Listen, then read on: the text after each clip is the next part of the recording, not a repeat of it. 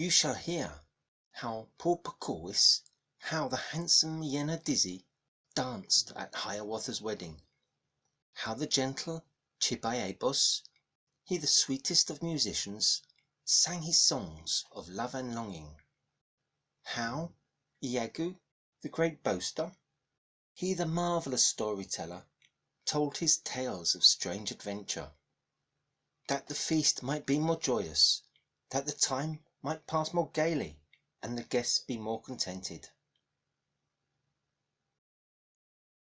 Sumptuous was the feast Nokomis made at Hiawatha's wedding. All the bowls were made of basswood, white and polished very smoothly. All the spoons of horn of bison, black and polished very smoothly.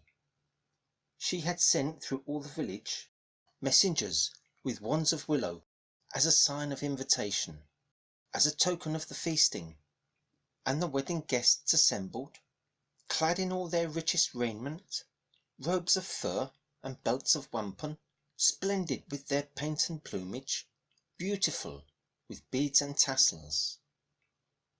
First they ate the sturgeon nama, and the pike, the mascon naza, caught and cooked by old Nokomis. Then on pemmican they feasted, pemmican and buffalo marrow, haunch of deer and hump of bison, yellow cakes of the mondamin, and the wild rice of the river. But the gracious Hiawatha, and the lovely laughing water, and the careful old Nokomis tasted not the food before them, only waited on the others, only served their guests in silence. And when all the guests had finished, old Nokomis, brisk and busy, from an ample pouch of otter, filled the redstone pipes for smoking, with tobacco from the Southland, mixed with bark of the red willow, and with herbs and leaves of fragrance. Then she said, "O poor Pocowis, dance for us your merry dances, dance the beggar's dance to please us, that the feast may be more joyous, and the time may pass more gaily, and our guests be more contented." Then the handsome poor Pocowis, he the idle Yenadizzy, he the merry mischief maker, whom the people called the Stormfall, rose among the guests assembled. Skilled was he in sports and pastimes, in the merry dance of snowshoes, in the play of quoit and ball play. Skilled was he in games of hazard, in all games of skill and hazard. Pungasing, the bowls and counters, Kuntasu, the game of plumstones. Though the warriors called him faint heart, called him coward, Shorgadoya, idler, gambler, Yenadizzy, little heeding he their jesting, little cared he for their insults, for the women and the maidens loved the handsome poor Pocowis. He was dressed in shirt of doeskin, white and soft and fringed with ermine, all inwrought with beads of wampum. He was dressed in deer skin leggings, fringed with hedgehog quills and ermine, and in moccasins of buckskin, thick with quills and beads embroidered. On his head were plumes of swan down, on his heels were tails of foxes, and in one hand a fan of feathers, and a pipe was in the other, barred with streaks of red and yellow, streaks of blue and bright vermilion, shone the face of poor Pocowis. From his forehead fell the tresses, smooth and parted like a woman's, shining bright with oil, and plaited hung the braids of scented grasses. As among the guests assembled, to the sounds of flutes and singing, to the sounds of drums and voices, rose the handsome poor Pocowis, and began his mystic dances. First he danced in solemn measure, very slow in step and gesture, in and out among the pine trees, through the shadows and the sunshine, treading softly like a panther. Then more swiftly and still swifter, whirling, spinning round in circles, leaping over the guests assembled, eddying round and round the wigwam, till the leaves went whirling with him, till the dust and wind together swept in eddies round about him. Then along the sandy margin of the lake, the big sea water, on he sped with frenzied gestures, stamped upon the sand and tossed it wildly in the air around him, till the wind became a whirlwind, till the sand was blown and sifted like great snowdrifts over the landscape, heaping all the shores with sand dunes, sand hills of the Nagawaju. Thus the merry Porpoise danced his beggar's dance to please them, and returning sat down laughing, there among the guests assembled, sat and fanned himself serenely with his fan of turkey feathers.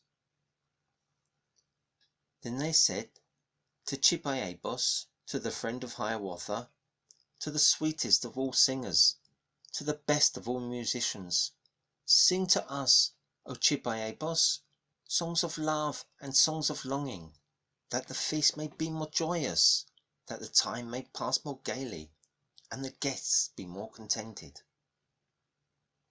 And the gentle Chibiabos sang in accents sweet and tender, sang in tones of deep emotion, songs of love and songs of longing, looking still at Hiawatha, looking at fair laughing water.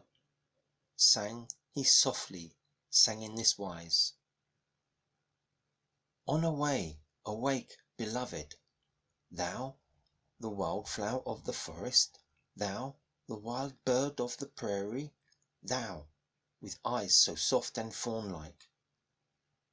If thou only lookest at me, I am happy, as the lilies of the prairie, when they feel dew upon them. Sweet thy breath is as the fragrance of the wild flowers in the morning, and their fragrance is at evening, in the moon when leaves are falling. Does not all the blood within me leap to meet thee, as the springs to meet the sunshine, in the moon when nights are brightest? On away, my heart sings to thee, sings with joy when thou art near me, as the singing branches in the pleasant moon of strawberries. When thou art not pleased, beloved, then my heart is sad and darkened, as the shining river darkens when the clouds drop shadows on it. When thou smilest, my beloved, then my troubled heart is brightened, as in sunshine gleam the ripples that the cold wind makes in rivers.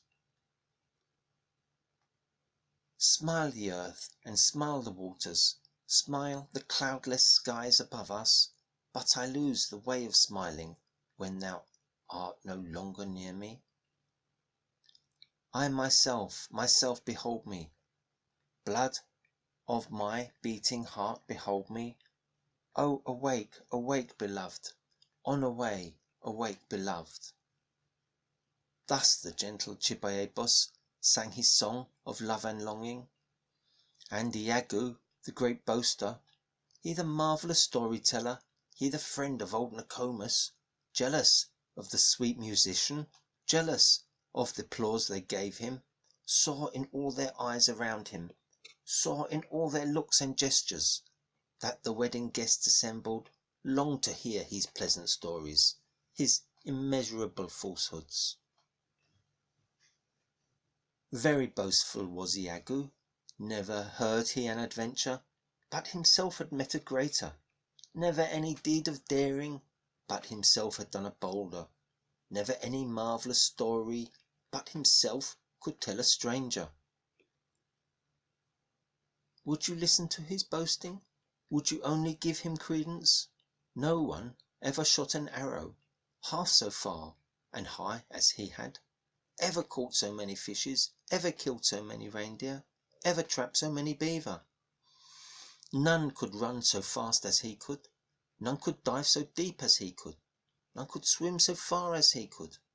None had made so many journeys, none had seen so many wonders as this wonderful Iago, as this marvellous storyteller.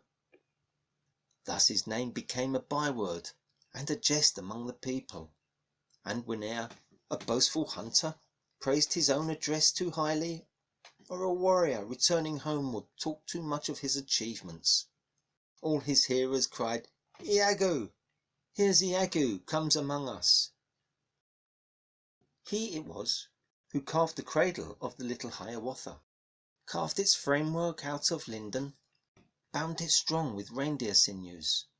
He it was who taught him later how to make his bows and arrows, how to make the bows of ash tree and the arrows of the oak tree.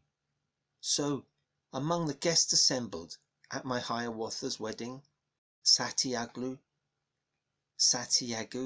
old and ugly, sat the marvellous storyteller. And they said, "O good Iago, tell us now a tale of wonder.